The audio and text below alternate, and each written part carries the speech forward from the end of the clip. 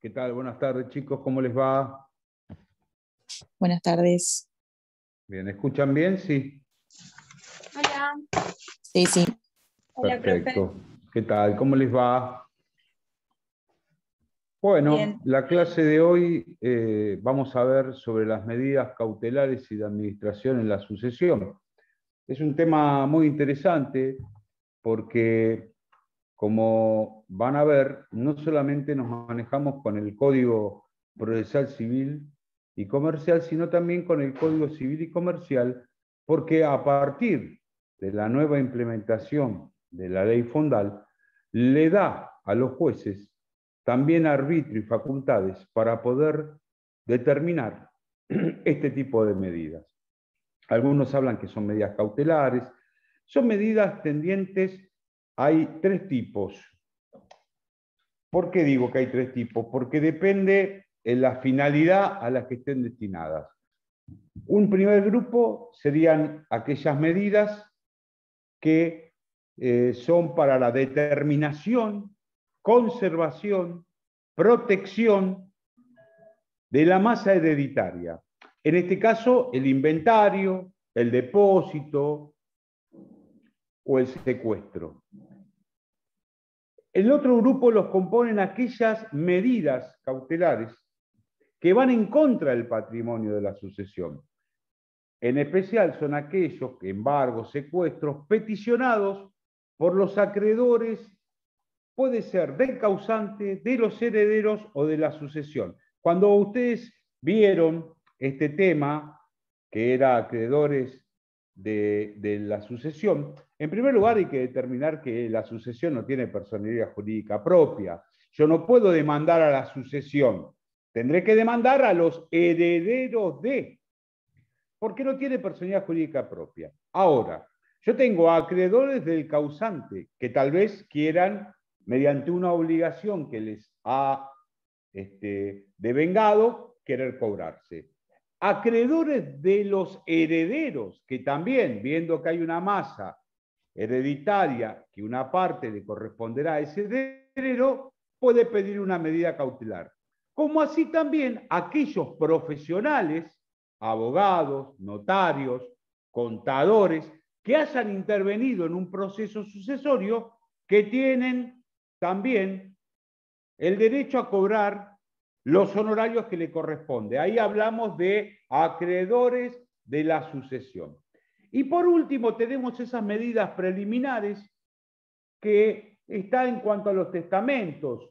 Tal vez cuando un legatario, un testamentario o un beneficiario requieren a aquel que posee el testamento, sea notario o un tercero, la exhibición del testamento correspondiente. Estas serían las medidas de seguridad, de protección, de determinación y aquellas que también son cautelares. Acá lo tenemos claro en el 725, que habla de medidas de seguridad. Y hay algo que es importante, porque puede ser a petición de parte o de oficio.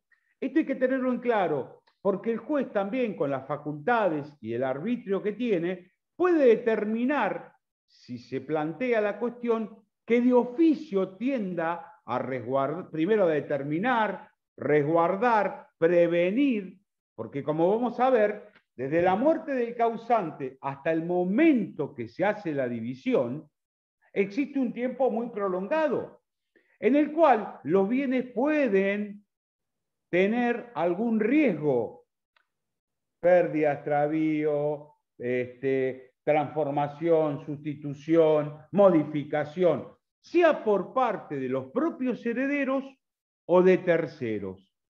El 725 me marca claramente las medidas preliminares y de seguridad, y dice, a petición de parte interesada o de oficio en su caso, el juez dispondrá las medidas que considere convenientes para la seguridad de los bienes y documentación del causante. Lo primero y principal que ustedes tienen que saber, y porque también me lo denota el Código Civil y Comercial, es que yo puedo solicitar estas medidas antes de iniciar la sucesión, al inicio de la sucesión o en el transcurso del proceso sucesorio. Lo que hay que tener en claro es que, por supuesto, la persona debe estar fallecida, porque tal vez ustedes dicen, bueno, pero está en un coma inducido y ya nos dijeron que no va a poder despertar y es en breve el fallecimiento. Bueno, no vas a poder tomar estas medidas porque un primer recaudo es que exista un proceso sucesorio o, si no existe, sí que esté efectivizada, por así decirlo, la muerte del causante, y yo puedo, con antelación a la sucesión, solicitar este tipo de medidas, como medidas autónomas. O, una vez que inicio la sucesión, en un punto de la demanda sucesoria, yo voy a peticionar alguna medida de las que son conocidas como de seguridad y que llevan también a medidas preliminares para determinar los bienes, su quantum, a quién corresponde en su totalidad y cómo se va a distribuir. El código dice el dinero, los títulos, acciones, alhajas se van a depositar en el Banco de la Provincia de Buenos Aires. Respecto de las alhajas, se adoptará la misma medida, salvo que los herederos decidieran que quedaran bajo su custodia. Yo lo que le voy a decir también es que es una realidad. Muchas veces, ustedes saben, lo van a ver mañana con el doctor Gabás, que el acervo consta de bienes, derechos, y que por supuesto integran lo que es el patrimonio del causante. Pero para la transmisión, judicialmente, hay que presentar una declaración jurada, valores, pagar tasa sobre tasa, y a veces, ¿qué dicen los propios herederos? Mirá, encontramos 500.000 pesos. Nosotros dos sabemos que es de papá y de mamá. 250 y 250, ya está, y las alhajas también las dividimos. En ese aspecto tienen que estar muy discutida la situación para que automáticamente se tenga que depositar hasta tanto se repartan. Yo me acuerdo cuando recién ingresé en la magistratura, lo hice en el juzgado 6 como juez, no suplente, sino hasta tanto se me designase mi juzgado y se designe un juez en el juzgado 6. Y me apareció en una sucesión, eran dos hermanas. Claro, había muchos bienes que constituían el acervo hereditario de la madre y del padre. Entonces, como había muchas antigüedades, copas, jarras, ollas, platería, cosas de alhajas, solicitaron un tasador. Claro, yo me planteo esto, ¿no? Y esto para ustedes el día de mañana. No generen más gastos. Entonces solicité una audiencia con las partes. Las hermanas estaban distanciadas. Una vivía en el hogar que había sido hogar de los padres y la otra no. Y no se ponían de acuerdo y por eso pidieron un tasador. Entonces yo les dije, miren, me parece que lo más rápido, claro, preciso, buscando siempre la practicidad judicial. Uno tiene que buscar una tutela efectiva y también en una economía procesal y evitar más gastos para los herederos. Eso lo tienen que tener ustedes bien claro al momento de asesorar. Les dije, vamos a hacer una cosa, acá tengo el listado. Yo empiezo a nombrar uno por uno, porque estaba debidamente inventariado eso, a ver quién de las dos quiere cada cosa y también hacer un equilibrio. Entonces dijeron, sí, bueno, pero yo mi hermana, cosas que suceden en las audiencias, que a veces es lamentable porque vienen de una misma familia, un mismo hogar, mismos padres, y a veces no se puede entender, tal vez la mezquindad humana hace que en estos momentos, en vez de estar unidos, y darse fuerza, fortalecerse, se dividen por cosas materiales. Así empezamos, tuvimos casi 3 horas porque eran muchos, y en un momento dice, bueno, esto no, esto sí, esto no, bueno, lo que no va para los abogados en honorarios, como un chiste, se reían. Al final se dividieron todos los bienes. Después vino una segunda cuestión, ¿cómo la que no vivía ahí iba a retirar las cosas?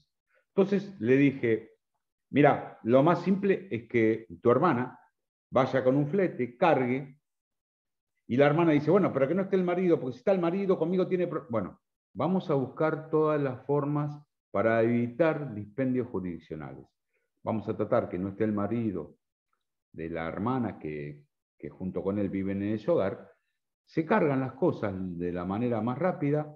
¿Por qué? Porque ya ahí va a estar bien determinado qué es cada cosa para quién. Bueno, llegó ese día. Aparte, yo les pregunté qué día les venía bien. Me dijeron un sábado, porque yo soy maestra y yo tengo que estar en el momento que venga mi hermano. Toda esa desconfianza, ¿no? Que uno no lo puede entender. Bueno, buscamos ese día, ese sábado, a las 9 de la mañana. Fue la hermana con el camión. La hermana que vivía ahí se opuso a varias cosas. Se suspende la diligencia y eso sí. Ya sin ver qué día iba o no al colegio, le digo, de último usted va a tener que pedir una licencia por ese día. Va a ser el día miércoles, a tal hora, y va a estar presente el secretario. Y en ese momento el secretario que me acompañaba, porque ya estaba designado como secretario del 15, era el doctor Pérez Belmonte, Matías. Por supuesto, con la seriedad de Matías, a las 9 empezó la diligencia, 9:40 estaba todo cargado y se terminó. Pero les digo, a veces tenemos que también los abogados colaborar. En este caso los abogados también se comportaron muy bien, fueron, porque yo les pedí que estén presentes al momento de dividir las cosas y subirlas a la camioneta para que el otro controle y para que el otro abogado se quede tranquilo. Y en la audiencia también fueron muy cautelosos y también el seguimiento de la orden que se había dispuesto en el expediente. ¿Por qué? Porque se solucionaba un problema muy grande. Si hubiésemos sorteado un tasador, anticipo para gastos, honorarios, problemas con ese tasador, estas son las cuestiones que uno tiene que tomar. Y eso me da también la posibilidad el artículo 725 como el 2337, 2335 y 2352 del Código Civil y Comercial. O sea, el cual tiene facultades para tomarlas debidamente y para preservar el bien que compone o los bienes que componen el caudal del acervo hereditario y también los derechos de los herederos hasta el momento del dictado presuntos y después ya herederos como tales. ¿Hasta acá, chicos, vamos entendiendo? Sí, doctor. Bien. Sí. ¿Todos? Porque una sola persona me contestó. Sí, profe. Sí, profe. Sí, doctor. Sí, Acá profe. el 725 es lo que yo les había marcado, las medidas que considere prudentes. Si voy como antes de iniciar la sucesión, son medidas autónomas. Si lo hago cabalgando el proceso sucesorio, es decir, cuando inicio, en una cápite, ustedes van a poner medidas preliminares, medidas de seguridad. Solicito que se proceda a un prolijo inventario, al secuestro de bienes, al depósito de bienes. Es decir, yo en el marco del proceso voy a tener que enmarcar en un punto esto de medidas preliminares. Pero se entiende también, si hay bienes, alhajas, si hay dinero, alhajas y demás, lo más común es que los propios herederos, antes de cuando se reúnan, dividan en partes iguales, cuando por supuesto no existe ningún inconveniente. La naturaleza es, como muchos dicen, esencialmente precautorio. Lo que hay que ver es, si yo inicio como medida autónoma antes de la sucesión, voy a tener que acreditar, además del fallecimiento del causante, la verosimilitud. Significa acreditar mi carácter de heredero y también denunciar y acreditar el peligro en la demora. lo mismo va a pasar cuando inicio la sucesión. Cuando inicio la sucesión, para iniciar la sucesión, el primer recaudo es acreditar el fallecimiento. Fíjense que lo habrán visto ayer con el doctor de Cerro, que yo puedo iniciar la sucesión, sí, tengo que acreditar la muerte, es evidente, porque lo que es la legitimación, por ahí prima facie, si lo acredito, hasta el momento de la declaratoria puedo llegar a corroborar y acreditar debidamente mi carácter de heredero. Porque puede ser que yo haya vivido en Kosovo, se prendió fuego el registro de Kosovo y no tengo elementos para acreditar. Bueno, o con prueba negatoria, con elementos, y voy a dar ciertos indicios para una presunción, o por ahí con testigos que acrediten sí, vivían en Kosovo, se prendió fuego, él le decía a papá, el papá los trataba como hijos, es decir, por eso digo prima facie, cuando inicio la asociación, acreditar el vínculo, pero sí o sí voy a tener que estar debidamente acreditada con esa prueba de testigos, información sumaria y elementos documentales para el dictado de declaratoria. Quiere decir entonces que estas medidas van a requerir, en un primer momento, si yo inicié la sucesión, o antes, acreditar la muerte del causante, como a su vez la verosimilitud y el peligro en la demora. Si estaba ya iniciada la sucesión, voy a tener que acreditar, si no lo está debidamente el vínculo, pero eso va a estar seguro, porque tal vez pueda pedir las medidas una vez dictada la declaratoria. Ya tengo la muerte del causante acreditada y tengo también mi vínculo acreditado, soy heredero. Lo que tendré que acreditar es el peligro en la demora. Que muchas veces, en esto también es real, en este tipo de procesos, donde existe, vuelvo a repetir, controversias entre los hermanos. Y uno lo que tiene que decir es claro y preciso. O por ahí nos ha pasado, me acuerdo hace 2 años,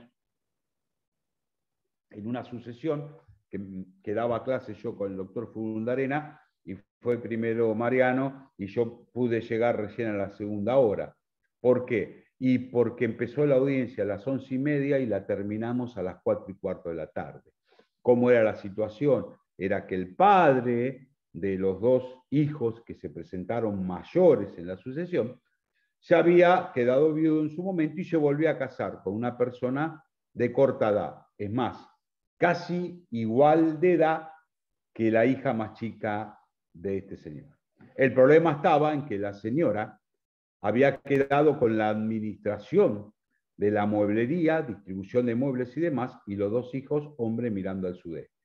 Y me acuerdo que la hija decía, bueno, pero papá, a mí, como yo soy soltera, pero con 2 hijos, papá me mantenía. Entonces le tuve que decir, mirá, es muy lamentable esto, pero ya no está más tu papá. Vos lo que sí podrás pedir son medidas a los efectos de que la parte que te corresponda del caudal económico de tu papá, a vos te llegue porque tenés derecho a ello. Lo que sí te tengo que decir es que la señora no te tiene que mantener a vos.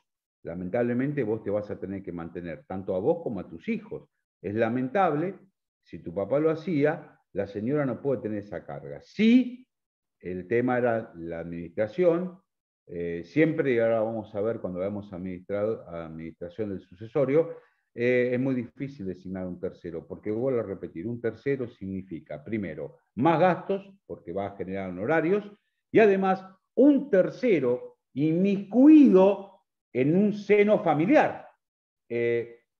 Lo que se tiende siempre a que el juez sea la última ratio, es decir, la última posibilidad es la designación de un tercero como administrador. Es más, en este caso yo le había propuesto a la chica y aceptó.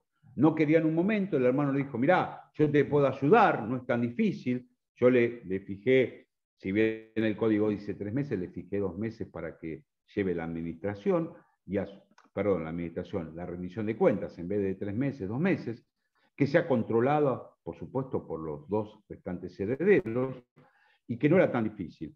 Y a su vez, pude ver que no es usual que se le adelante una suma a esta chica a los efectos de poder por un tiempo sobrellevar su situación económica y financiera.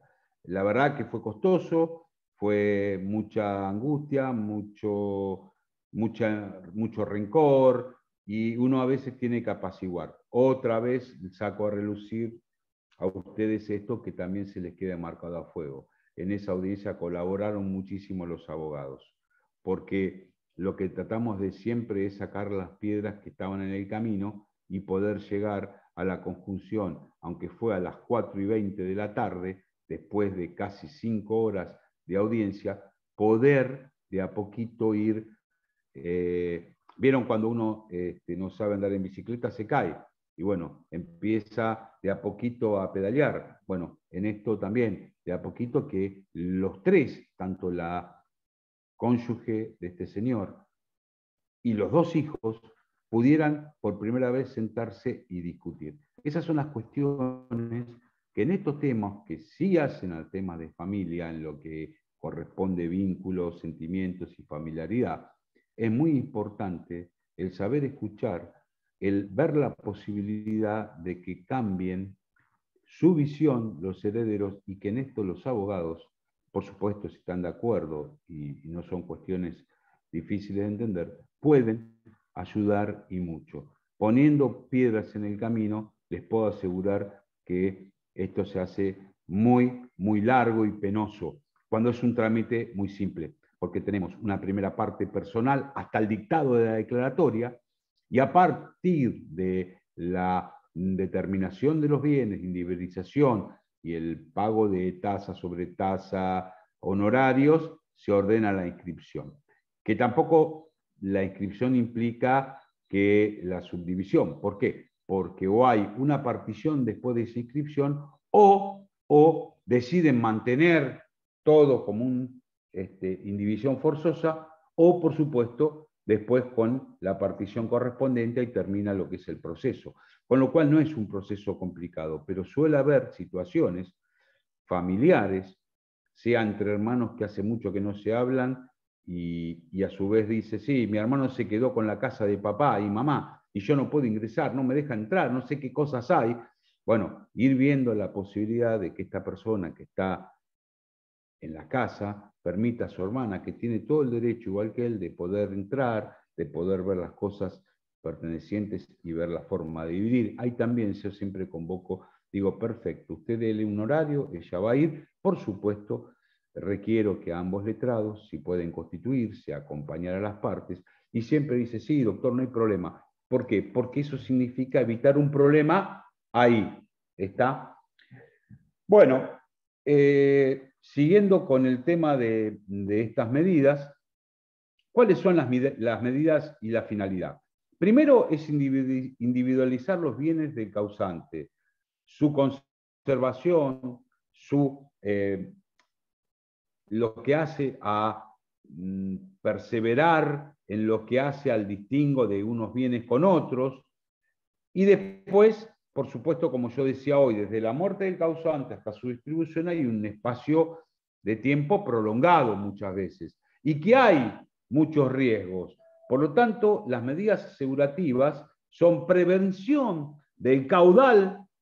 Si bien individualizarlos, ahí viene después la prevención, la conservación, como también mantener incólumes los derechos pertenecientes a los herederos.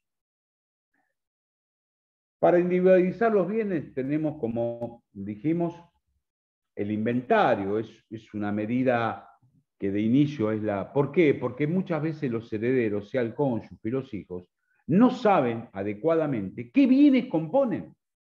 Papá tenía el negocio, sí, pero yo no sé, con las regalías o los dividendos o las ganancias, qué es lo que compró o no compró, si hay algo que realizar, algún trámite. Claro, es inmiscuirnos en aquella persona que desconocíamos cómo realizaba sus negocios. Entonces, como primera medida es un inventario.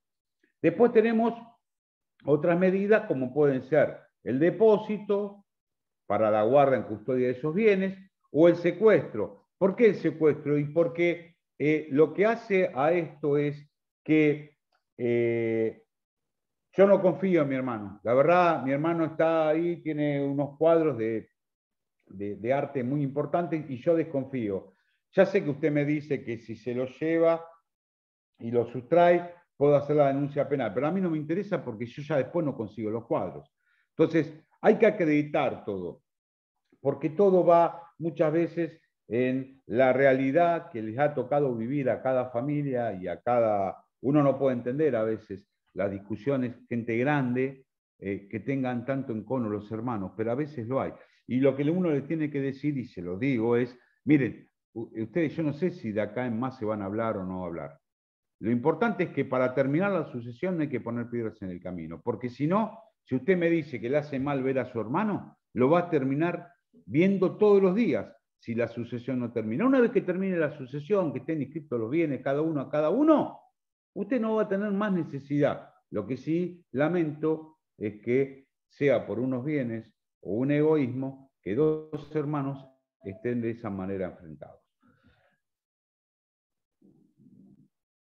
Los requisitos que son comunes a este tipo de medidas. Como dije, en primer lugar, la muerte, hay que probar la muerte del causante. Por eso, insisto, si yo todavía no se murió el causante, yo no puedo tomar estas medidas. Tendré que tomar otras medidas que son las medidas que el Código de Procedimientos me da o el Código Civil para resguardar bienes, pero no lo que implique dentro de un proceso sucesorio porque la persona no se murió. En primer lugar, acreditar la muerte de la persona. En segundo lugar, probar el riesgo. Yo por eso digo, pruebo la muerte del causante, también debo probar mi vinculación, mi titularidad respecto al derecho. Prueba del riesgo, no solamente denunciar, sino acreditar con extremos claros y precisos, ahí también puede ser una información sumaria, las actitudes que manifiestamente está llevando a cabo de manera ilegal mi hermano. Mi hermano se quedó con todo lo de mi padre y lo maneja como si fuera suyo. Se quedó con el inmueble, vive él, su familia, y yo ni siquiera puedo ingresar. O mi hermano dejó a su hijo que no tiene lugar a vivir ahí. Bueno, primero y principal, usted también le pertenece, tiene derecho a usar, pero también tiene derecho a, en caso de que se lo use de manera exclusiva la otra parte, usted tenga un porcentaje por un canon locativo, porque evidentemente usted no lo aprovecha y lo está aprovechando su hermano. Y a su vez, usted que está viviendo ahí, sepa que tiene que darle a su hermano un canon locativo, como a su vez ver de pagar los servicios. No va a ser cosa que usted utilice todo el inmueble, no paga ni siquiera los servicios, los paga su hermana y está de atrás aplaudiendo. Entonces, hay ciertas cosas que también creo que dentro del marco del sucesorio tendría que ser claro por ambos letrados, y vuelvo a repetir, no seguir acrecentando esas diferencias, sino más vale bajar decibeles para que se pueda realizar de la mejor manera posible la ida y la marcha del proceso hasta su determinación final, que es la distribución de los bienes. Prueba del derecho del solicitante. Y acá lo que tengo que acreditar es, como yo decía, la muerte del causante, mi vinculación con el causante, mi derecho, soy heredero forzoso, somos los hijos los que estamos referentes contra la nueva cónyuge de mi padre, tenemos legitimación para solicitar las medidas y por eso la estamos requiriendo. Diferencias con las medidas precautorias. Por favor, chicos, hay algo que no entienden, me avisan, vuelvo y explico. ¿Me escuchan? Sí, se escucha. Sí. No, digo si van entendiendo, si hay algo que no entienden, me lo dicen. ¿Está? Bueno, primero y principal, ¿qué diferencia encuentran en estas medidas y unas medidas cautelares, precautorias? Lo primero es el marco del proceso donde se otorgan. Este es un proceso voluntario. Sí, doctor, pero estamos discutiendo con mi hermano. El proceso es voluntario. Hay situaciones que pueden estar enmarcadas dentro del proceso sucesorio, que en principio el proceso sucesorio es para determinar quién reviste la condición de heredero, legatario, beneficiario, testamentario o también que tengan un derecho. Y en segundo término, la faz real. Por eso digo yo siempre, hay un marco personal hasta el dictado de declaratoria o aprobación de testamento y un marco real, que es la denuncia de los bienes y cómo se van a distribuir. Hay muchas cosas que si bien rozan con lo que es el proceso, tienen que ir fuera. No es la vida idónea el proceso sucesorio. Escrituración, prescripción, reivindicación, porque tienen sus propios procesos. ¿Cuál es la diferencia? Que en el proceso voluntario no es lo mismo que un proceso contradictorio. En el proceso contradictorio voy a tener que acreditar verosimilitud y peligro en la demora. Acá, donde yo tengo acreditado el fallecimiento como mi vinculación, mi legitimación, la verosimilitud cae de por sí solo. Sí me va a pedir lo que hace al peligro en la demora. Segunda diferencia, si ustedes saben que piden una medida cautelar en un proceso que no sea el proceso sucesorio, me la otorgan, medida autónoma, pero si en 10 días yo no promuevo la acción que debía promover, la medida cautelar cae. En este caso del proceso voluntario sucesorio, no tengo plazo para iniciar el proceso. Yo las pedí autónomamente para lograr la seguridad como primer paso. Después, dentro de 10 días, un mes, 6 meses, un año, iniciaré el proceso. Tercero, es muy difícil, salvo excepciones, que se nos pida, al conceder una medida preliminar o de seguridad en un proceso voluntario, que nos requieran la caución juratoria o contracautela real, salvo que esté afectando bienes de terceros. ¿Qué digo acá? O forma parte de una sociedad comercial, o mi padre tiene el inmueble en condominio con una tercera persona y yo estaría por ahí afectando algún derecho, me van a pedir contracautela. Pero siempre sepan esto, la medida va a recaer sobre bienes del causante, nunca sobre bienes de terceros. En algún caso específico habrá que ver si no hay una clara individualización. Estaríamos, ¿por qué no? Porque estamos afectando bienes que corresponden a un tercero. Las medidas deben recaer sobre bienes pertenecientes al causante. ¿Cuáles son las semejanzas? Y no hacen cosa juzgada, ni una ni otra. Y son de carácter, como toda cautelar, que no hace cosa juzgada, provisorias, son modificables. Es más, el juez, si ustedes por ahí piden un embargo y no están dadas las condiciones porque no está debidamente limitado para ello, el juez puede decir, atención, me parece que no el embargo, pero sí en función de 202 y 204 facultades del juez, puede determinar, no será el embargo, pero sí requiero la anotación de esta litis. Cosa de que si respecto a ese bien alguno de los herederos lo vende, sepamos que en quien compra, al estar inscrita la anotación de litis, ya deja de no ser un buen hombre de negocios o que ha actuado de buena fe, sino todo por el contrario. Es decir, el juez está autorizado, como se trata de una cuestión que no hace cosa juzgada, son provisorias, pueden modificarse, pueden ser sustituibles y hasta el juez puede determinar una medida por otra, que claramente sea esto otra semejante junto con la que no hace cosa juzgada entre unas medidas y otras. Yo les puse de resabio para que sepan cuáles son las diferencias y cuáles son las cuestiones que hacen a la igualdad entre unas y otras. Poderes y deberes del juez en el proceso incidencia del Código Civil y Comercial. Bueno, acá, como siempre les remarco, ustedes tuvieron esa posibilidad de que tienen un Código Civil y Comercial. Benditos sean. Uno siempre tuvo que estudiar por el Código de la Ley 17711 en 1968 y no teníamos tantas precisiones, máxime dentro de facultades que daba el Código Civil a la jurisdicción, porque son normas de derecho constitucional Y acá no voy ni público ni privado, hay un derecho constitucional tendiente a ¿qué? A resguardar el conjunto de acciones, reglas, normas, valores que emanan de la propia Carta Magna. Y eso no se perfila solamente en el 725, cuando dije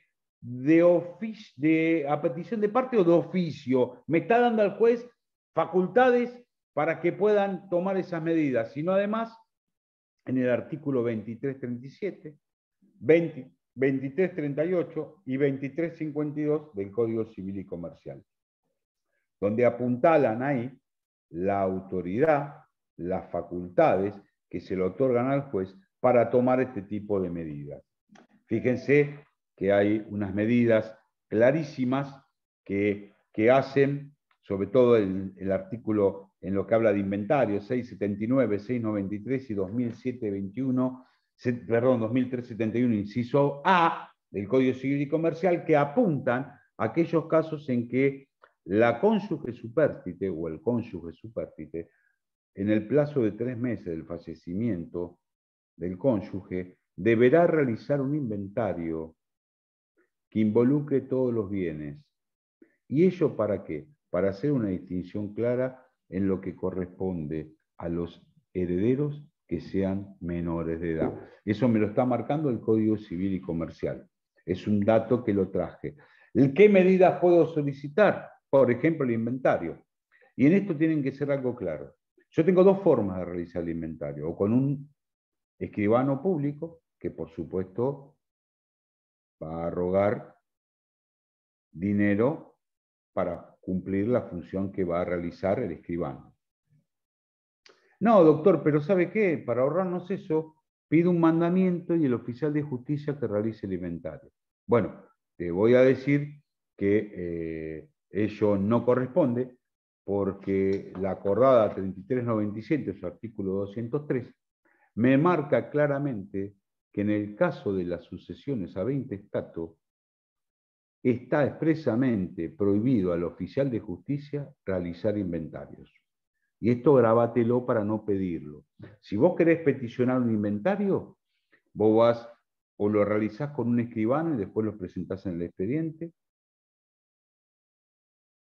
o, la manera más simple, solicitás al juez que fije una audiencia a los efectos de constituirse en el lugar donde están los bienes y que ahí se realice el inventario. Me acuerdo cuando yo era funcionario, varias veces he ido a realizar inventarios a las casas, a las entidades bancarias, y se levanta un acta bien detallada, con todas las partes presentes para que no haya ningún problema, y ahí determinar cuáles son los bienes que componen el acervo hereditario.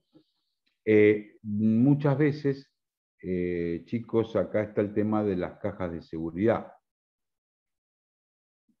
Me acuerdo de un caso que fue emblemático. Eran dos cónyuges que fallecieron sin hijos. La señora no tenía familiares, el señor sí, tenía 5 hermanos, los cuales rondaban entre 75 y 80 años. Me acuerdo que se designó como administrador para llevar a cabo toda la sucesión y conservar los bienes a uno de sus hermanos, casi 80 años, que pobre, había dinero depositado en varias cajas de ahorro y cajas de segura de distintas entidades bancarias, y me decía, doctor, vamos a terminar temprano porque, mire, ya son las 11 y yo a las 12 estoy acostumbrado a almorzar.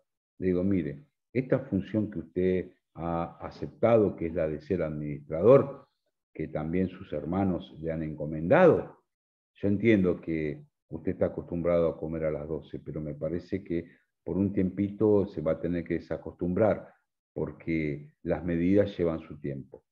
Me acuerdo que cuando fuimos a la caja de seguridad, ahí ya también yo me di cuenta que venía para largo. Me acuerdo que salimos como a las 4 y pico del banco, habíamos ingresado a las 12. La persona del banco, el empleado de la caja de seguridad, nos abre. Por supuesto la llave la tenía el juzgado porque se la hicimos depositar a todos los herederos y había uno que era administrador que tenía la llave. Abrimos con esa llave y cuando toca la caja de seguridad me dice, apa, está llenita, ¿eh? Y eran esas cajas de seguridad largas, no eran las chiquitas. Y bueno, había dólares, euros, pesos, y había que ir contabilizando, como a su vez tomando número de serie de la divisa extranjera, ¿no?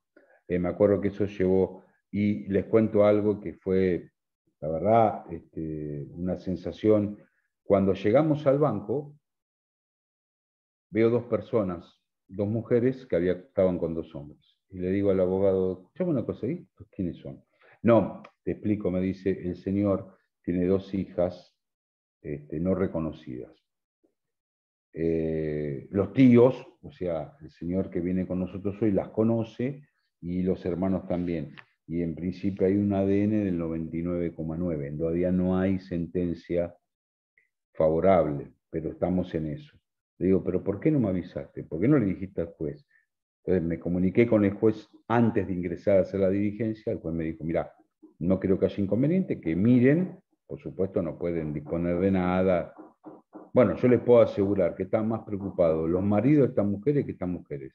En un momento le dije, discúlpenme, yo los dejo presenciar, pero no son parte todavía. Con lo cual, ustedes pueden ver, pero de acá para atrás. Y les pido que dejen de murmurar porque estamos contando dinero y es muy difícil y lo que queda acá en el acta queda claro. Así que, la verdad, fue una experiencia después, por supuesto, gracias a Dios, se tuvo la sentencia favorable y este hombre pudo empezar a comer a las 12 del mediodía. ¿Por qué? Porque las administradoras ya a las que les correspondía la herencia eran estas dos hijas y no los tíos de ellas, que ellas las reconocían como tíos, como sobrinas, pero ya está, porque los herederos eran herederos forzosos, estas dos mujeres.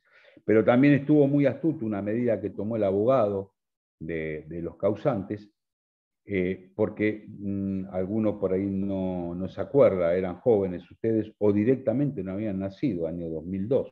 Sí, yo creo que sí, ya todos habían nacido, pero capaz que ni se acuerdan. Estaba el tema del dólar que estaba 1-1 y de repente se fue a 4-1. En ese momento, en ese interín, antes de que sucediera esto, el abogado dice, bueno, hay todos pesos en distintos bancos, pero esto fue puntual en el Banco Provincia. Bueno, hay 1 millón de pesos, que equivale a 1 millón de dólares. Quiero que me lo transfieran a dólares. Entonces, el gerente del banco, en ese momento había una crisis financiera importante, y dice, miren, no contamos con los dólares. El avión no ha traído dólares a la ciudad, con lo cual no tenemos la posibilidad. Bueno, no hay problema. Acá están los pesos, hágame un vale, como que esto vale 1 millón de dólares. Ustedes pueden creer que el gerente del Banco Provincia le hizo vale por 1 millón de dólares, confirmado, pesos 1 millón. Si ese sábado y domingo había una movida y el día lunes había feriado bancario y se iba de 1 a 4 como se fue, el gerente del banco sabe dónde tienen que ir a buscar a la escollera, porque el Banco Provincia lo liquida. Porque fíjense que le cuatriplicaba, muy astuto el abogado, son medidas también que tienden a la seguridad, que se van más allá. O sea, acá, por supuesto, como verán, astuto, no quería perder por si cambiaba el dólar, y dio con este gerente del banco que le firmó un papel, y ese papel terminó en el juzgado, en la caja fuerte. En este caso fue en el escritorio del juez bajo llave, esa es la caja fuerte. ¿Por qué? Porque el día lunes él venía a retirar eso a los efectos de plantearlo en el banco para la transferencia. Y así con todo, todas las sumas que había de dinero en distintos bancos las transformó en dólares para mantener intangible y no que perdiera valor la divisa. Otra medida es el secuestro. El secuestro que, por supuesto, mi hermano es el que tiene en su casa todas las herramientas que eran de papá y él no realiza ninguna actividad relacionada con mi padre. Mi padre era tornero y yo soy tornero y él está vendiendo. Si yo acredito sumariamente que las poseía ese hermano, que no las utilice, que las está vendiendo, yo puedo pedir secuestro y un depósito, poniendo como depositario a este heredero o a un tercero. Siempre sepan que si ponemos un tercero, estamos generando gastos, porque una cosa que me pongan a mí como depositario son herramientas de mi padre, y otra cosa que pongamos en Parodi Transportes, que tiene, sabemos, un local donde hay depósito, y ahí hay que pagar todos los meses por el depósito de los bienes que se dejan. Con lo cual, siempre hay que buscar no generar más gastos. Y máxime cuando hay tanta división, y les puedo asegurar que aunque a ustedes les parezca mentira, es increíble la cantidad de sucesiones que hay siempre problemas entre los herederos. Y son todo cuestiones de dinero. Algunas son cuestiones sentimentales, relación de padre-hijo, madre-hijo, y el resto no, que hoy por hoy a la luz saltan. Y lo que siempre se busca es, con lo que es medidas materiales, con las cosas, hacerle pasar un mal momento a mi hermano, porque mi hermano era el favorito. Entonces ahora yo con esto, que no están mis padres, le voy a hacer la vida imposible. Y es un error garrafal, que no conduce a nada, porque el proceso hay que iniciarlo y terminarlo, y no dejar años de años. Muchas veces también, cuando hay un inmueble, suele pasar que dicen, bueno, yo la verdad que era la casa de papá y mamá, yo me la quiero quedar. Bien, ¿ustedes averiguaron cuánto está? No, para nada, pero si era la casa de papá y mamá, yo me la quedo.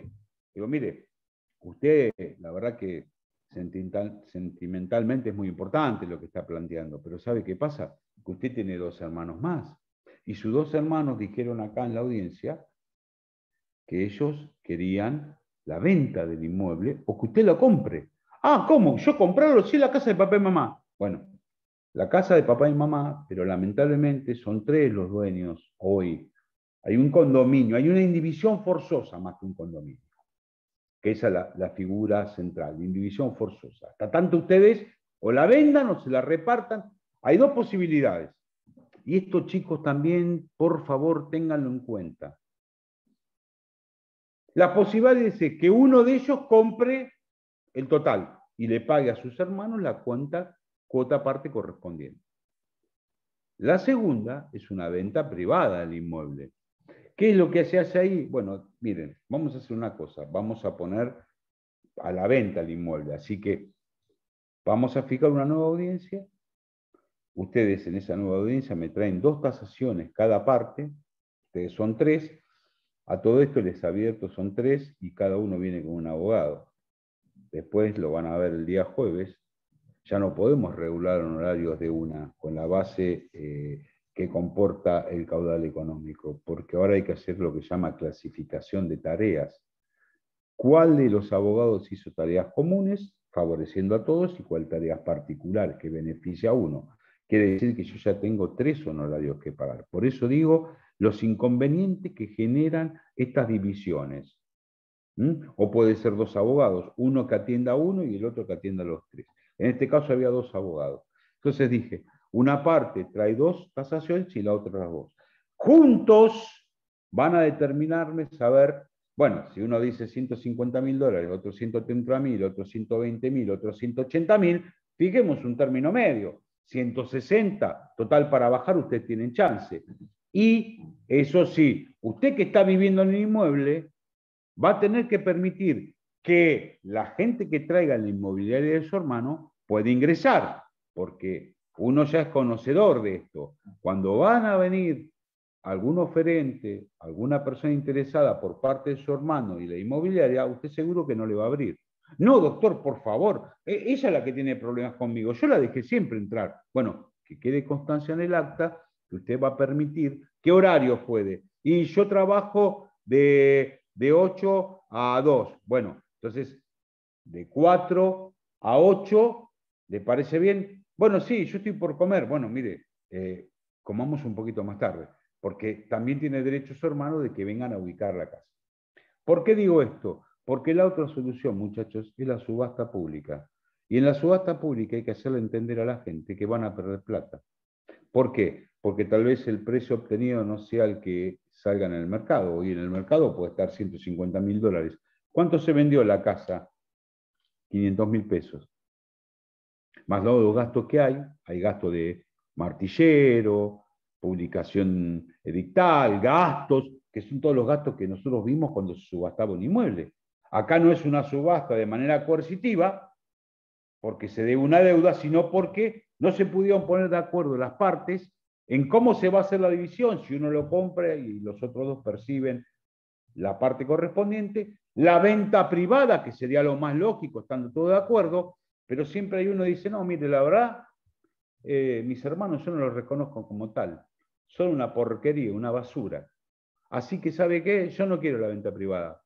Pero mire, discúlpeme, hable con su abogado, ustedes ahí chicos también, coméntenle a su cliente, doctora o doctor, que van a perder plata. Mire, ya me explicó mi abogada. ¿Y sabe qué? Con tal de que estos pierdan todo, que se subaste. Y a veces es muy difícil. Y a veces tengo que llegar a la mayoría. Son 2-1. Discúlpenme, pero se va a poner en la venta privada. ¿Por qué? Porque uno también, desde este sector, de llegar a una tutela judicial efectiva, también es que no irrogar más gastos a la gente. ¿Por qué? Porque una subasta no se va a obtener el bien, el valor que corresponda, va a haber muchos gastos y en definitiva van a percibir poco los herederos, porque por supuesto, como todo, primero están los honorarios de los profesionales intervinientes. Otro tema es el depósito de los bienes. Aparte del secuestro, porque no están en buenas manos, el depósito de bienes.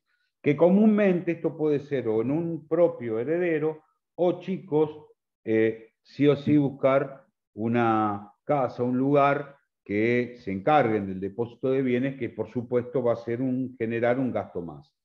Pero son medidas que muchas veces se solicitan porque no hay anuencia entre los propios herederos.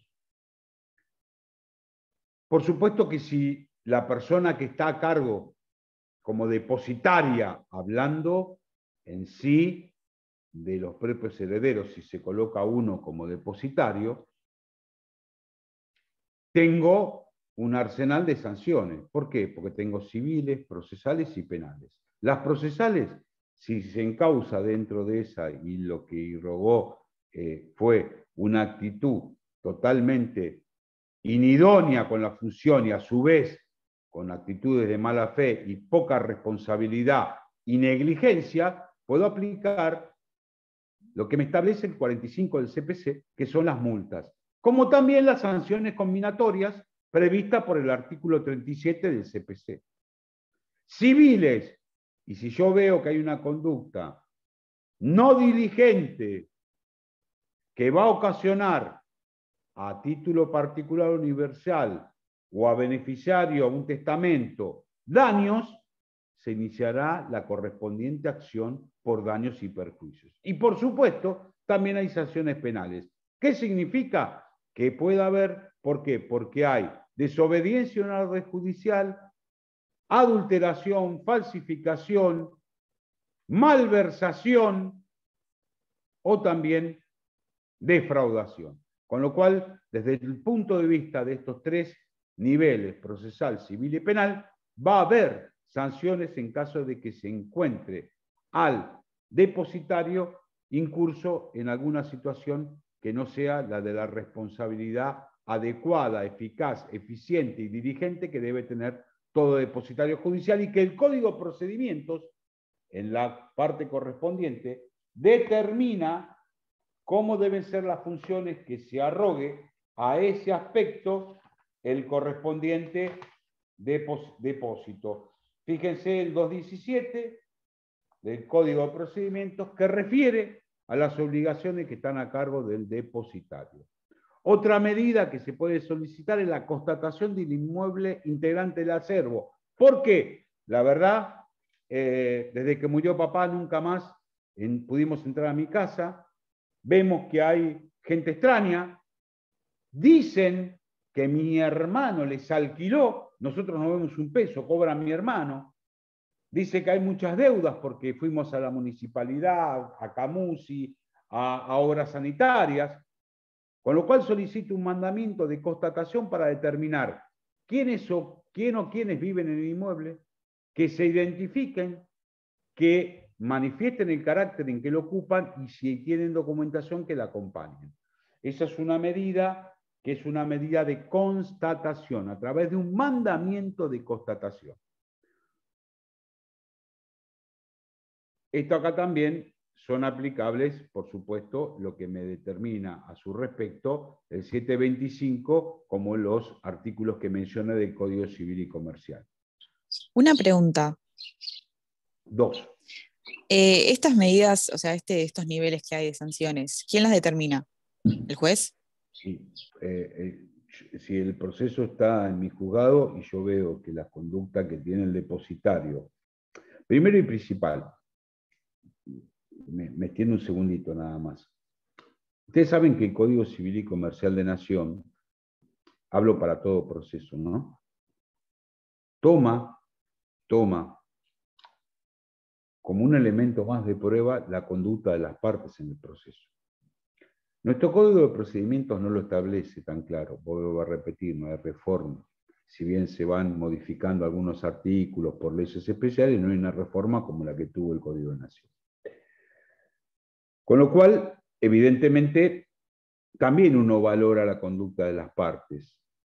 El poner a cada paso una piedra, no colaborar tanto la parte como el letrado, no buscar tendiente a la verdad objetiva, que es lo que busca el juzgador al dictar la sentencia.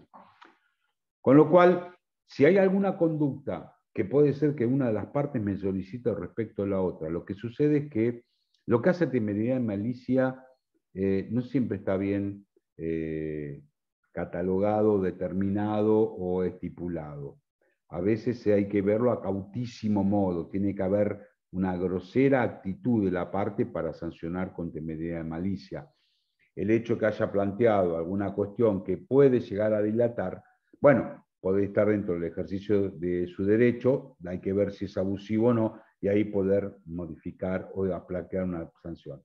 En el caso si hay alguna actitud del depositario que enerva las condiciones y supera la obligatoriedad y obligaciones que tiene, quien debe poner esa sanción sería el juez, sea de oficio o a pedido de parte. Lo que es la instancia penal, vos que sos la parte tendrás que ir a la justicia penal y ahí entablar la denuncia, y si vos considerás que con la conducta que llevó a cabo el depositario generó a alguno de tus clientes un daño, tendrás que promover vos la acción correspondiente, que puede estar por una cuestión de economía procesal unida a la sucesión, o sea, seguir la suerte del juzgado donde está la sucesión. ¿Se entendió? Gracias. Bien.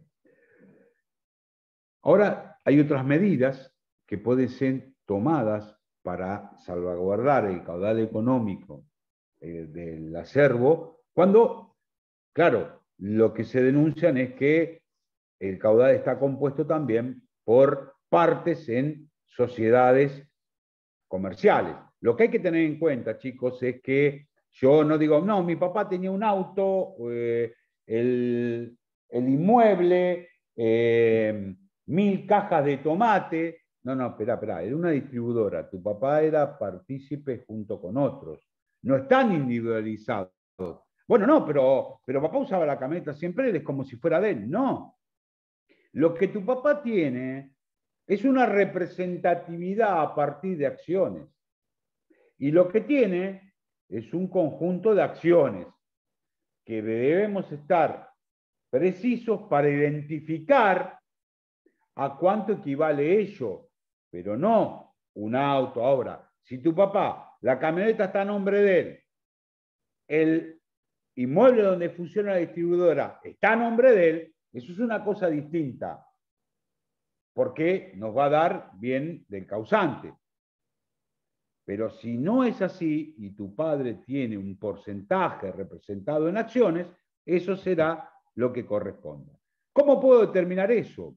Porque yo la verdad, ni yo ni mi madre sabemos cómo está representado. Bueno, y para no perder tiempo, designamos tal vez la solicitud al juez para que, como medida de seguridad, designe un veedor ¿Qué hace el veedor? Observa, esto está en el 725, 2327, 2352 y en los artículos 223, 227 y siguientes del Código de Procedimientos. Por eso digo que hoy tenemos también que el Código Civil y Comercial me está marcando la posibilidad de ciertas medidas como lo hace el Código de Procedimientos. El veedor va simplemente a observar cómo va la función, qué es lo que ingresa, lo que egresa, cuánto corresponde por reparto a cada uno de los socios. Hasta ahí es simplemente un veedor, una persona que observa y denuncia cómo se mueve el marco societario. Si yo veo que realmente no me resulta útil porque veo que hay situaciones que siguen ocasionando alguna gestión que no es clara, voy a pedir que se designe un interventor judicial. Ya ese interventor, que junto con un administrador judicial son medidas cautísimo modo y requieren de prueba clara, sí o sí, porque son medidas extremas. ¿Por qué? Porque el interventor judicial ya no es el que mira solamente, veedor, va a tener influencia, va a marcar, tal vez embargar, separar lo que corresponda, está metiendo la mano. Entonces los jueces somos, en este caso, de ver muy claramente cómo se configura la situación para determinar si en vez de un veedor designamos un interventor. Máxime también si es un administrador judicial, porque ya tengo que correr a aquellos que administran para determinar claramente el caudal económico. Les puedo decir que en una sociedad donde participe en parte el causante y en parte un socio, es muy difícil, salvo por la parte del causante, porque el tercero, que es el socio de papá, va a decir, perdón, muchachos, discúlpenme, arreglen ustedes su problema, pero que no me metan la mano en mi empresa una tercera persona que no tiene nada que hacer. Solucionen sus problemas. Esto es muy importante tenerlo en claro, chicos. Es muy importante para no, porque lo primero, las medidas deben recaer sobre bienes del causante. Pero puede ser que estos bienes del causante están representados por acciones porque participa como socio en una sociedad comercial. ¿Está claro? Otra cosa que les quiero decir que a veces es importante es que muchas veces hay herederos que no son forzosos, son colaterales. Claro, del tío no nos acordábamos ni siquiera cuándo era el cumpleaños. Pero mi tío tenía allegados, amigos o amigas, los cuales él trataba como familia. Es más, le daba la clave del cajero automático, la clave de las cuentas, la llave de la caja de seguridad. Lo hacían cuentacorrentistas junto con él, porque había una afinidad que no existía con los sobrinos. Claro, al fallecer el tío, son los sobrinos los que dicen, no, pero el tío falleció, qué lástima, que hace tiempo que no lo veíamos, que no compartíamos. Pero claro, jugamos de titulares, somos nosotros, no los forzosos, pero sí somos colaterales y tenemos derecho. Claro, pero puede ser que esa persona llegada, que no tiene ningún vínculo familiar con el tío, al tener la llave de la caja de seguridad, las llaves, las cuentas correspondientes, lugares donde sepan que había dinero, ya lleguemos tarde. Si es así, sí hay un par de medidas. ¿Por qué? Porque la posesión de la herencia, los herederos forzosos la tienen automáticamente. Los no forzosos la van a tener recién con la declaratoria de herederos o la aprobación del testamento. Con lo cual, pueden pedir, esos herederos colaterales, pueden pedir ciertas medidas que estuvimos viendo, inventario de bienes, el secuestro o depósito de los bienes, pedir como prohibición de innovar o contratar, porque sabemos que también con el tío alquilaban los inmuebles, no queremos que lo alquilen más. Entonces, como ahora todavía no está alquilado, que le hagamos saber que hay provisión de contratar, que si tiene que ampliar o un nuevo año de alquiler, o 3 años más, nuevo periodo, no lo haga. Son medidas que tengo que requerir. Como también nombrar un interventor, administrador en el negocio que tenía el tío y él, como era tan allegado al tío, o tan allegada que convivían, no tiene derecho en cuanto a eso de heredar, sí podrá tener un premio, entre comillas, ¿no? Se le llama premio, esa recompensa por el periodo, que no, pero el tío me lo dejó a mí porque sabía que yo lo acompañé en los últimos momentos, era la única que estaba porque estos sobrinos aparecen ahora. Bueno, ustedes como sobrinos pueden, herederos, abogados de los sobrinos, pueden tomar medidas preliminares de esta magnitud. Y también promover aquellas acciones que ustedes consideren necesarias, como puede ser una reivindicación, una usucapión, una escrituración, pero claro, el carácter de heredero se lo van a tener al estar dictada la declaratoria o aprobado el testamento.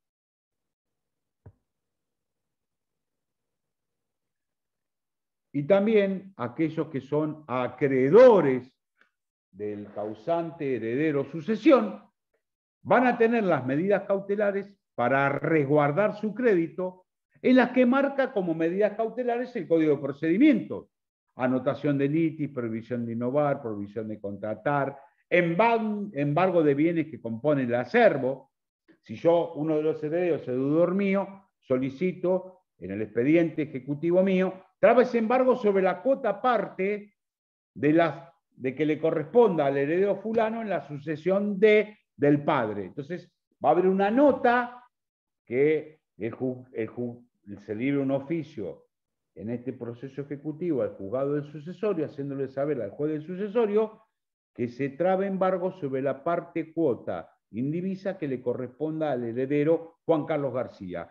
Quiere decir que cuando se haga el reparto, ojo, Juan Carlos García, tenés embargado tu parte, o arreglás con el acreedor, o evidentemente se puede llegar a subastar estos derechos y acciones sucesorios. ¿Por qué? Porque vos le debés al acreedor que en el expediente donde está ejecutando consiguió una medida cautelar en torno a este expediente sucesorio.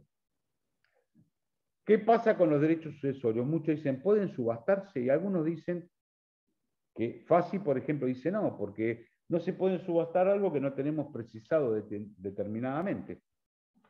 Claro, pero Graciela Medina dice en su libro y en 2 o 3 trabajos que ha realizado, claramente, y también es compartido por Falcón y otros autores, en el aspecto de decir, un momento, ¿se puede ceder los derechos hereditarios?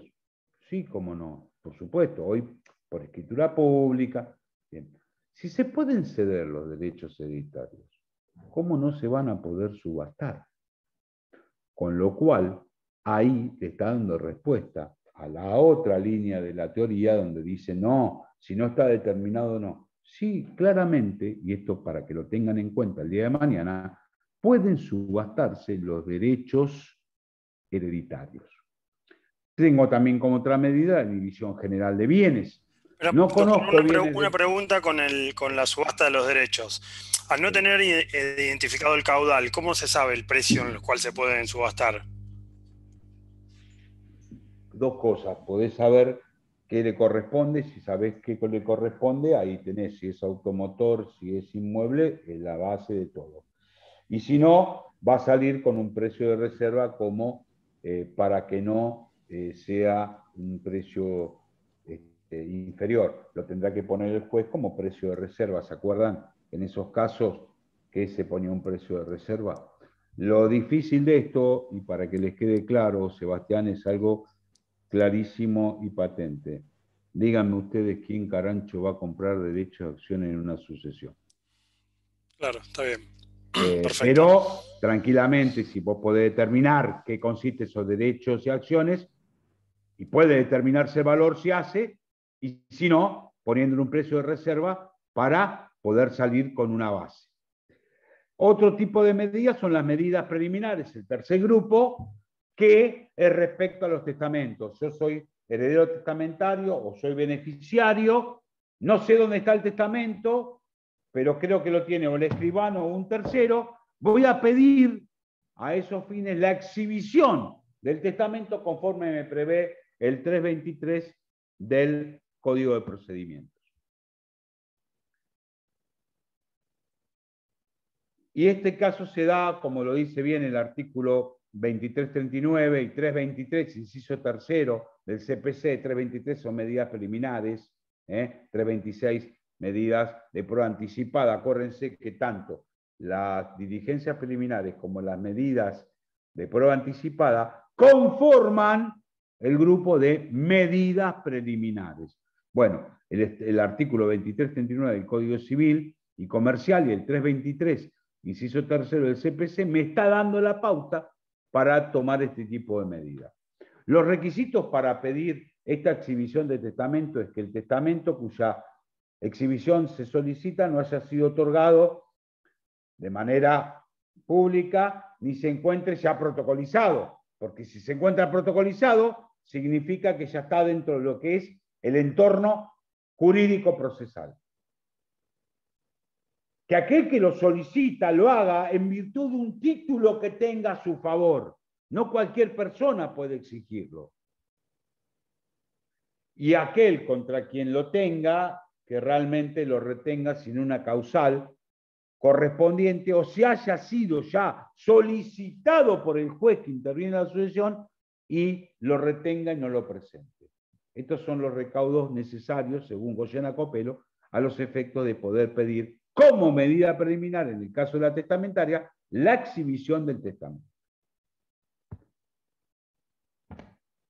Vamos a la administración, que es el ABC, donde ustedes van a determinar el administrador. ¿Qué es la administración de la sucesión? Es el conjunto de normas, de principios, que hacen normas, principios, reglas, que hacen a la debida administración y disposición de los bienes que componen el acervo hereditario. A nivel normativo tenemos el Código Civil y Comercial por un lado, que antes no teníamos, ahora voy a explicar qué diferencia hay, como el Código de Procedimientos en el 727, 744 y siguientes del CPC. El Código Civil hoy, Civil y Comercial, me establece dos formas. Y fíjense ustedes que antes no traía esta. En caso de que sea la administración extrajudicial, antes no me lo marcaba, del 2323 al 2329. Como la judicial, 2345 en adelante. Y lo que dispone el 2525. ¿Cómo es esto? Claro, extrajudicial, falleció papá, somos 3 hermanos. Mi hermano, el más chico, desde que falleció papá se encarga de todo lo que es la empresa, porque él trabajó con papá, sabe cómo llevarla adelante y demás. Sabemos nosotros que él la lleva adelante. ¿Y entonces qué significa? Y es un mandato tácito. No es un mandato expreso, no es que le dimos nosotros ante un escribano de utilización, vos administrá todo lo de papá. Sabemos que administra y no decimos nada. Es extrajudicial y comporta un mandato tácito. Ahora, si nosotros no sabemos y él realiza de hecho extrajudicialmente el acto, lleva adelante la empresa de papá, ya no habrá un mandato tácito. Habrá, ¿qué? Una gestión de negocios ajenos. Con lo cual, también deberá rendir cuentas. Y ahí, con mayor razón, porque tenemos confianza como hermanos y ni siquiera nos diste a saber que vos estabas llevando adelante el negocio de papá. Tuvimos que requerir en la sucesión que te citen a vos, porque tampoco fuiste de los que viniste junto con nosotros a iniciar la sucesión, no nos diste bolilla, nosotros denunciamos tu nombre, apellido y domicilio y que te notifiquen personalmente para que comparezcas. Vos comparecés, decís que también sos heredero, acompañás la partida de nacimiento y ahora decís que estás administrando el negocio. No, nosotros no sabíamos. Evidentemente es una gestión de negocios ajenos, pedimos que rindas cuentas. Y tal vez puede ser que si estamos conformes, de extrajudicial. De hecho, volquemos en la sucesión la administración judicial, que va a estar revestida ahora de derecho. No solamente sabemos, sino que el juez te invistió con la calidad de administrador. Tienen que saber que la administración judicial, un administrador judicial se divide en provisorio y definitivo. Así, ¿por qué? Porque hasta el dictado de declaratoria, la administración va a ser provisoria, el administrador es provisorio hasta el dictado de declaratoria. Ni bien se dicta la declaratoria en adelante, hay que designar un administrador definitivo, que puede ser el que revistió la condición de provisorio o se designa otro. La designación lo establece el 727 y 744 y 729 como el 2346 del Código Civil y Comercial.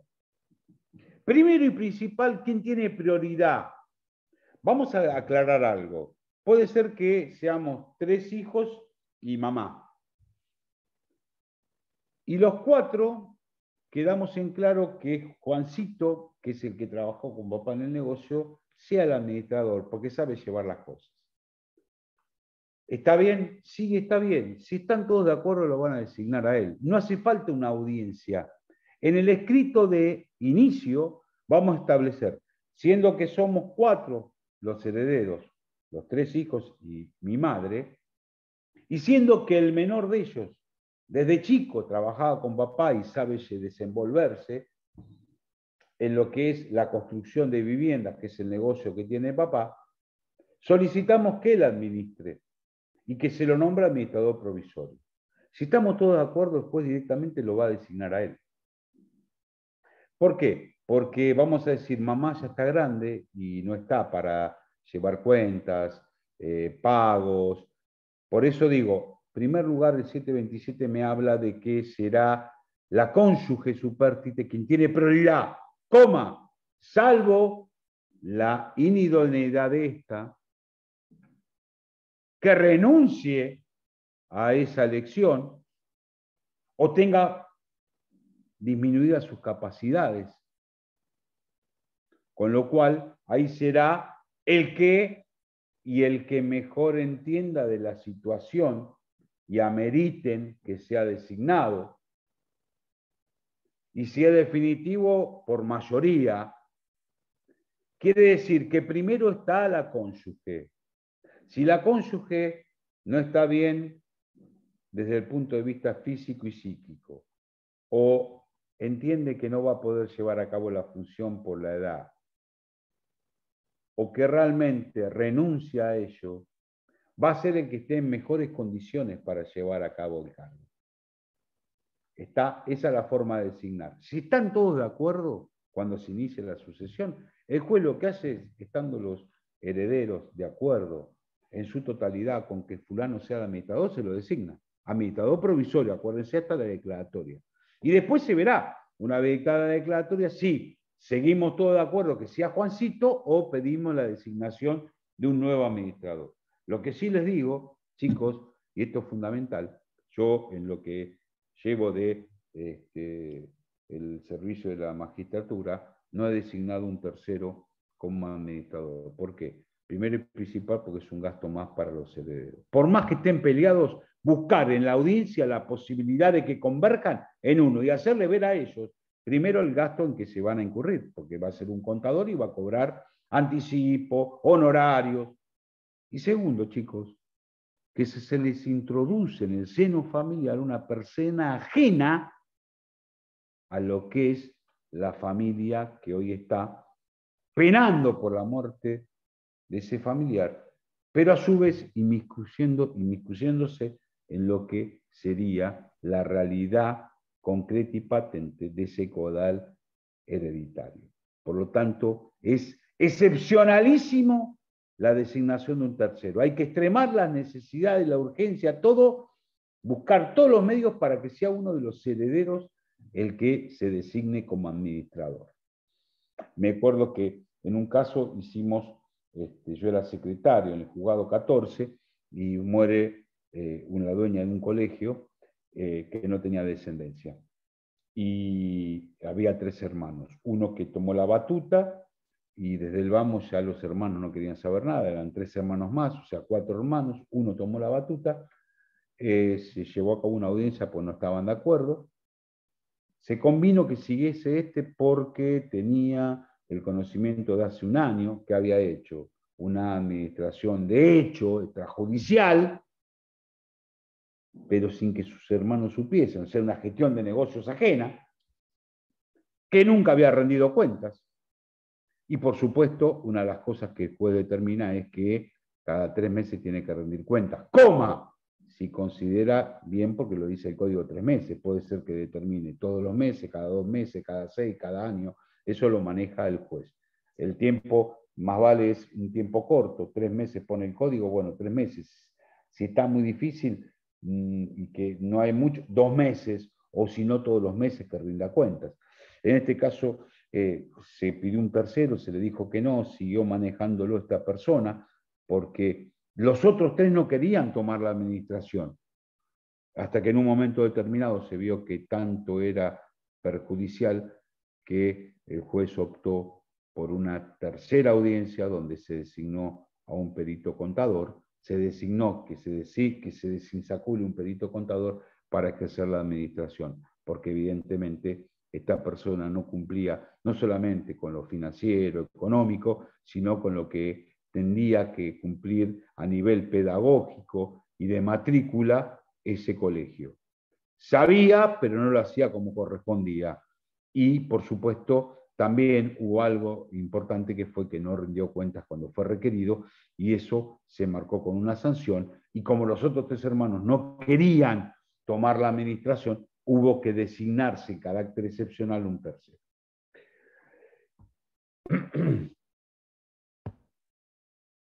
¿Cuáles son las funciones del administrador? Lo enrosca muy bien el 747 del Código de Procedimientos, y si ustedes lo determinan, ahí están claramente las funciones. Ustedes tienen que saber algo, lo pueden leer tranquilamente del código, para no perder tiempo, ya estamos en tiempo de juego. Les quiero decir que las acciones que deben hacer son acciones que lleven a la conservación del, por ejemplo, el administrador no puede enajenar un inmueble, enajenar un automotor. Perdón, eso va a ser tenido en cuenta con la condición de todos los herederos. Pero eso es el administrador. Bueno, vos no podés llevar a cabo actos de disposición, son actos de conservación. Por ejemplo, sí puede vender, si es un establecimiento agropecuario, la cosecha, porque son bienes perecederos. Entonces, sí cabe a su función, porque es conservar el patrimonio, pero no puede vender el campo a un acto de disposición. Son todos actos de mejoramiento, de conservación. Por ejemplo, otra cuestión que se ha puesto en tela de juicio es si puede el administrador, sin ningún tipo de facultades, iniciar procesos judiciales. Se ha establecido que no, que para iniciar una acción judicial, tanto como para contestar, tiene que tener la anuencia de los herederos, autorización de herederos o del juez interviniente en la sucesión. Salvo que realmente sea de carácter urgente, este administrador actúe judicialmente y ni bien realice la petición, solicite a los herederos la autorización o al juez. Uno de los casos que no se requeriría esa autorización, porque no importaría un acto de disposición, que sí puede ser contestar una demanda o iniciar un juicio, es el tema del desalojo. Si realmente debe iniciarse un desalojo porque están ocupando ya los inquilinos, porque venció el contrato y entonces ya son ocupantes y no locatarios, él puede solicitar el desalojo e iniciarlo porque es un acto conservatorio. ¿Por qué? Porque es mantener en buen estado ese inmueble que conforma el régimen conyugal. La rendición de cuentas, como les dije, lo dice el 2355 del Código Civil y Comercial, como el artículo 7 48 del CPC y en principio se va a requerir 3 meses, pero ojo, esto queda al arbitrio del juez que puede ser con menor tiempo o mayor tiempo. Dependerá, si está todo bien, los herederos están de acuerdo en designar, bueno, 3 meses y si no, bueno, 6 meses, está bien. Ahora, si hay mucha rencilla entre los herederos, fue muy difícil determinar el administrador dentro del grupo de herederos, sería conveniente fijar un plazo menor para que todos puedan corroborar mes a mes o cada 2 meses cómo se va llevando a cabo la administración de la sucesión. Por último, lo que hace a la remuneración, hay que decir claro que tanto el Código Civil como el Código Civil y Comercial 2345 y el Código Procesal en el 750, claramente habla de los honorarios del administrador. Esto casi siempre cuando son profesionales. Si son herederos no va a haber una remuneración. Lo tomé yo, puedo llegar a pedir sumas, sí, como en ese carácter, sí, pero en principio esto es para aquellas que son profesionales y que realicen la tarea. Puede ser que, y esto es claro, que a mí me determina que requieren honorarios tanto el Código Civil y Comercial como el Código de Procedimientos, pero hay algo.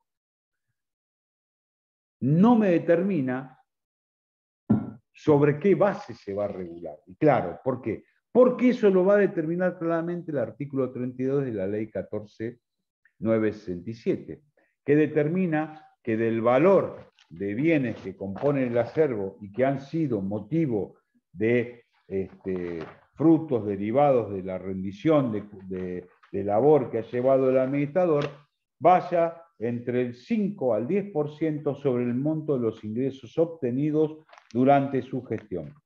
Ahora, ¿qué pasa si no ha habido ningún tipo de monto de ingresos obtenidos? ¿Por qué? Porque es un inmueble donde no se pudo alquilar y sí generó gastos y demás, no me integró debidamente ningún bien, por eso estamos solicitando la venta, porque no podemos soportar más los gastos.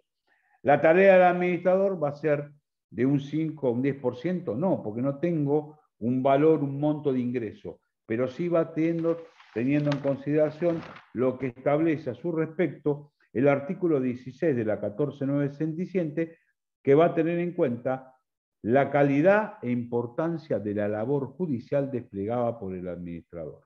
Con lo cual, ahí tengo en cuenta que puedo determinar en base a IUS y del modo que ha trabajado y ha realizado la tarea y qué tareas y qué importancia y magnitud conlleva. Vale, César Petroni. Doctor, ¿Sí? una pregunta. ¿De qué artículo es el último que dijo? ¿Qué artículo? ¿El 16? De la ley 14.967. Eso Sí, acuérdense bien. cuando vimos la primera parte, cuando no tengo un monto sobre el cual tengo que regular, no tengo una base regulatoria, sí tengo que tener en cuenta claramente la labor, qué importancia del trabajo, cuánto tiempo le llevó. Son elementos que el juez va a tener que asimilar y tomar para la regulación correspondiente. Bueno, chicos, hasta acá llegó el tema de hoy. Mañana verán testamentaria, mañana no, perdón, el día jueves, y lo que hace a la inscripción de la declaratoria de herederos. Hasta acá quedó claro todo. Yo, como siempre, le subo este Power. Bueno, y la clase de 16:30, sepan que como ya lo venimos haciendo, se grabaron estas clases y se suben. Si ustedes quieren nuevamente escucharlas, se quieren torturar, 16:30 creo que suben la clase grabada. ¿Alguna duda, chicos?